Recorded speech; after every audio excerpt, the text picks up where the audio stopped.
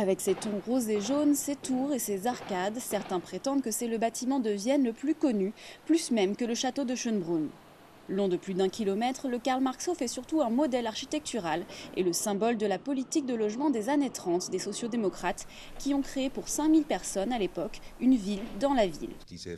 Ces 5000 personnes n'avaient pas besoin que d'un logement. Il y avait aussi des écoles qui existent encore, il y avait des laveries dont une partie a été conservée. Et puis il y avait de nombreux locaux commerciaux, des cabinets de médecins, de conseil parental, des caisses d'assurance maladie, des magasins d'ameublement. Tout ça a disparu au fil du temps. Dans ce musée situé dans les anciens bains communs du Karl-Marx-Hof et consacré à l'histoire de la social-démocratie à Vienne, Werner Bauer s'efforce d'entretenir la mémoire du lieu pour les touristes mais aussi pour les habitants, car beaucoup ne connaissent pas l'histoire de leur résidence. Ce n'est pas le cas de Doris Nasty, 82 ans, qui habite depuis toujours le même appartement et se souvient du quotidien du temps où le Karl-Marx-Hof était neuf.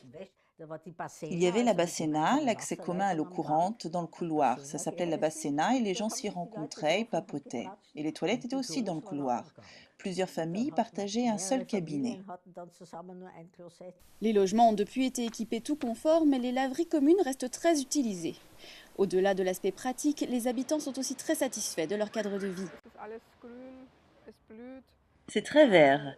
Pour les enfants, il y a de très grandes pelouses. Seulement 18% de la surface du Karl-Marx-Hof sont des bâtiments. Le reste, ce sont des espaces verts. Les arbres sont assez vieux, aussi vieux que certains habitants qui sont nés ici. Difficile en effet de croire qu'on est dans une capitale. Mais tout n'est pas rose au Karl-Marx-Hof, la part grandissante d'habitants d'origine étrangère, environ un tiers aujourd'hui, attise les tensions. Aux récentes élections locales, plus de 33% des habitants du Karl-Marx-Hof ont voté pour l'extrême droite, participant comme dans les autres logements sociaux de la ville à faire perdre leur majorité absolue aux sociodémocrates et au maire Michael Häupl.